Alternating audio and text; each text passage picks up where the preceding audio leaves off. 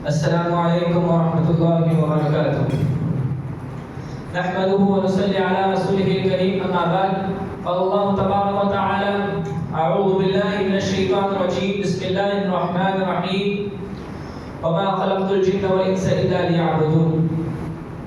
आजच्या कार्यक्रमाचे अध्यक्ष आदरणीय न्यायाधीश, गुरुजन वर्ग आणि माझ्या विद्यार्थी मित्रांनो, आजच्या माझ्या भाषणाचा विषय आहे या सृष्टीचा निर्माता कोण। मित्रांनो, आज सगळेच मनुष्य आपापल्या जीवनात खूप व्यस्त आहेत। रात्रदिवस तो फक्त आपल्या कामाचा किंवा आपल्या मुलांच्या भविष्याचा विचार करतो। त्याला आपल्या आयुष्यात थोडा वेळ मिळाला तर त्याच्या मनात असे प्रश्न येतात की आपला आणि या संपूर्ण जगाचा निर्माता कोण आहे, आपल्याला का निर्माण केले गेले, मृत्यूनंतर आपले काय होईल।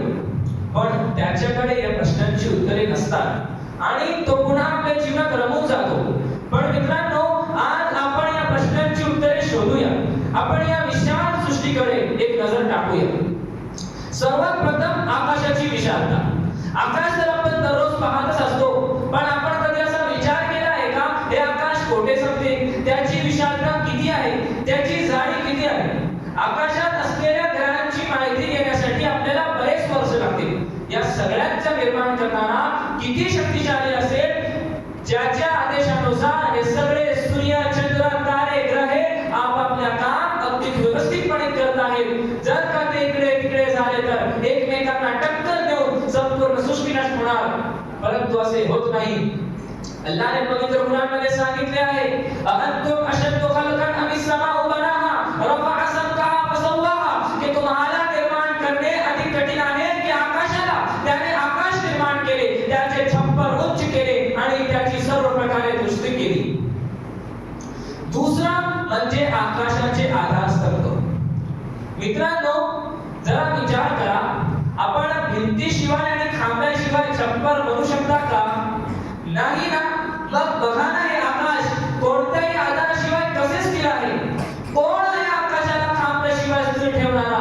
पवित्र कुराण म्हणतो, खलक़स समावाति बिग़ैरि अमदिन तरौनहा व अल्क़ा फिल अर्दि रवासियन तमीद बिकुम व बस्ता फीहा मिन कुल्ली दाब्बा, की त्याने पृथ्वीवर पर्वतांना, त्याने आकाशाला निर्माण केले, आकाशाला खांब्याशिवाय निर्माण केले आणि पृथ्वीवर पर्वतांना दृढ केले, जेणेकरून ती हलून देणार नाही। आणि पृथ्वीवर अनेक प्रकारचे प्राणी पसरविले आणि आकाशातून पाणी वर्षाविले आणि जमिनीतून भिन्न प्रकारचे उत्तम वस्तू उगविले।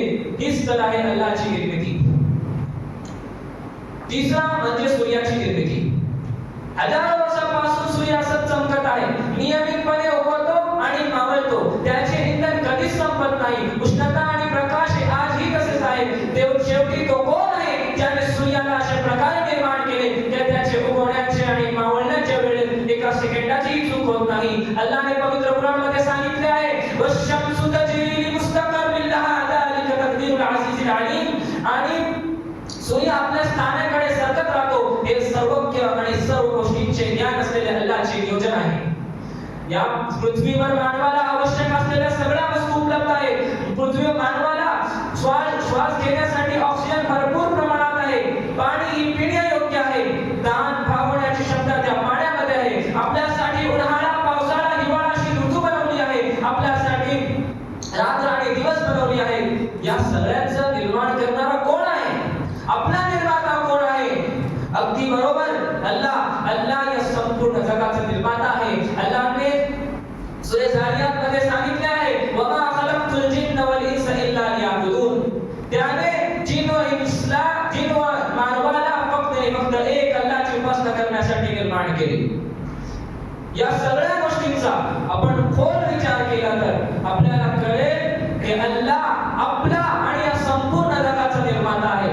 एक अल्लाहची आपण उपासना केली पाहिजे आणि त्याच्याशिवाय दुसऱ्याला कोणीही साथीदार बनवू नये।